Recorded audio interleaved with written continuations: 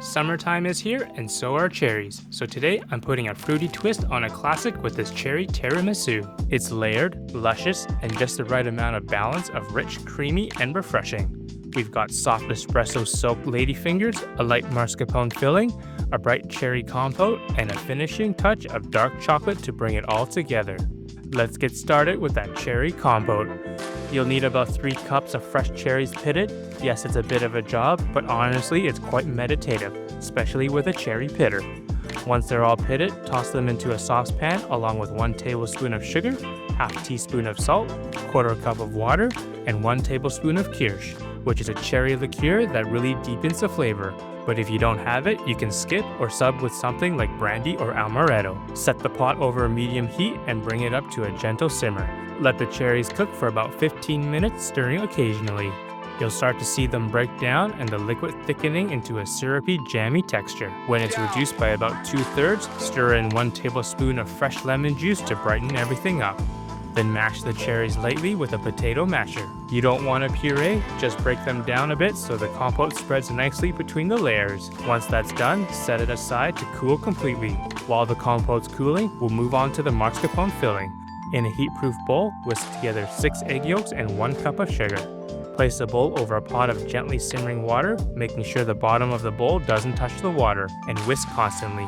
This step takes about 10 minutes and it's worth being patient here. You're looking for the mixture to thicken and turn pale, almost like a loose custard. This will cook the yolks gently and give us that silky texture we want in the final dessert.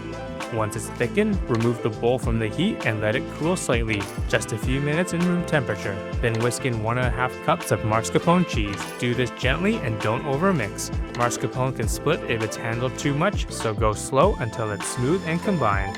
In a separate bowl, whip 2 cups of heavy cream until it hits soft peaks. Add 2 teaspoons of vanilla extract, then continue whipping until you get nice firm peaks. Now we're going to combine the whipped cream and mascarpone mixture in 2 stages.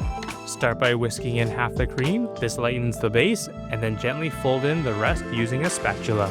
Be careful not to knock the air out of it, we want that filling to be cloud-like and airy. Now for the fun part, assembly.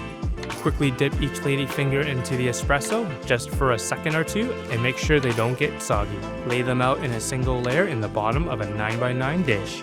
Spread over half the mascarpone cream, smoothing it out to the edges. Then repeat the dipping process and add a second layer of the ladyfingers. Now it's time for the cherry compote.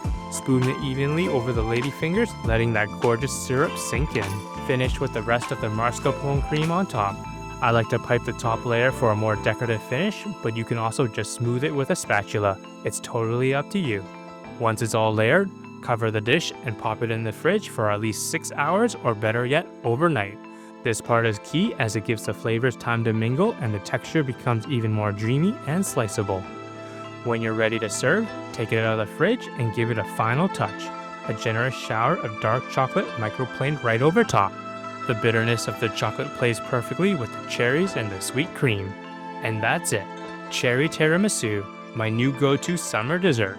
It's creamy, fruity, just the right amount of indulgent, and a total crowd pleaser. Perfect for picnics, backyard dinners, or just a cozy night in with something sweet. If you give this one a try, let me know how it goes in the comments. Don't forget to hit that like, and if you want more recipes like this, make sure to subscribe. Thanks for spending time in the kitchen with me today, and I'll see you in the next one.